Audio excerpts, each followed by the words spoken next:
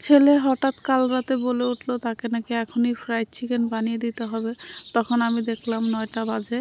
তো প্রথম বলেছিলাম তাকে এখন খেতে হবে না, পরে খেয়ে নিও, কিন্তু ছেলে একদমই মানতে চাইল না। সো হ্যালো এভরিওয়ান, আসসালামু আলাইকুম। কেমন আছেন সবাই? এই তো প্রথমে কিন্তু সব কিছু কিন্তু কেটে নিয়েছি, সাথে কিন্তু একটা আস্ত কাঁচামরিচ ছিল। আর এই তো চিকেনটাকে কিন্তু ধুয়ে নিয়েছি, ধুয়ে কিন্তু এভাবে একটু আমি সব দিক দিয়ে এভাবে কেটে নিয়েছি, যাতে একদম মশলাটা ভালোভাবে একদম ভিতর পর্যন্ত যায়, তা না হলে কিন্তু একদমই খেতে ভালো লাগবে না। ধুয়ে কিন্তু পানি ঝরিয়ে রেখেছিলাম। আর এই তো মশলা কিন্তু শিলপাটায় বেটে নিয়েছি, আর সবগুলো মশলা কিন্তু দিয়ে দিয়েছি। আর এখানে আছে ধনিয়ার গুঁড়া, সামান্য একটু ধনিয়ার গুঁড়া দিয়ে দিচ্ছি।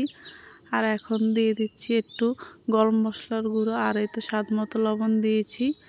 আর এই তো ১ চামচের মতো কাসুন্দি দিয়েছি। আর এখন অল্প একটু কিন্তু জিরার গুঁড়া দিয়েছি। আর এই তো ১ চামচের মতো কিন্তু আমি সরিষার তেল দিয়েছি। আর সামান্য পরিমাণে কিন্তু একটু টেস্টি সল্ট দিয়েছি। গাইস, ঘরে কিন্তু লেবু ছিল না, ফ্রিজে গিয়ে দেখি লেবুগুলো পচে গিয়েছে, তো লেবুটা ইউজ করতে পারি নাই। তো ছেলে তো আমার একদমই মানতে চাইছিল না, তো যা ছিল তাই দিয়ে কিন্তু বানিয়ে দেওয়ার চেষ্টা করেছি। তো এখন একটু ঢেকে রাখবো। তো কিছুক্ষণ, তো আধা ঘন্টার পর ঢেকে রাখার পর কিন্তু এই তো আমার কিন্তু অনেকটাই চিকেনে পানি ছেড়ে দিয়েছে।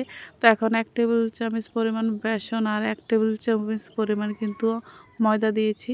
ময়দা দিয়ে কিন্তু চিকেনটাকে কিন্তু আমি ভালোভাবে একটু মাখিয়ে নিয়েছি।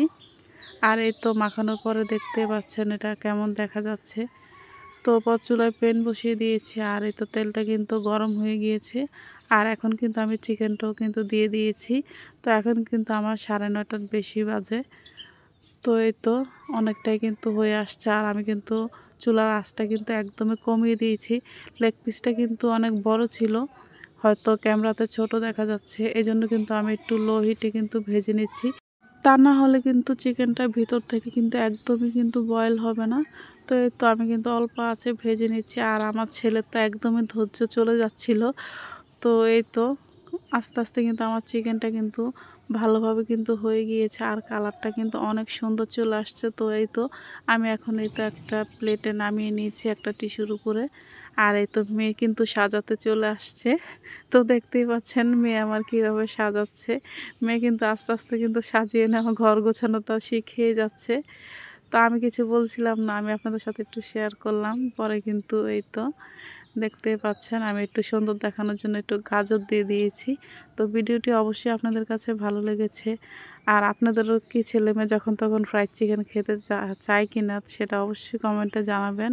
আর ভিডিওটি ভালো লাগলে লাইক, কমেন্ট, শেয়ার করে পাশে থাকবেন। সবাই ভালো থাকুন, সুস্থ থাকুন। আল্লাহ হাফেজ।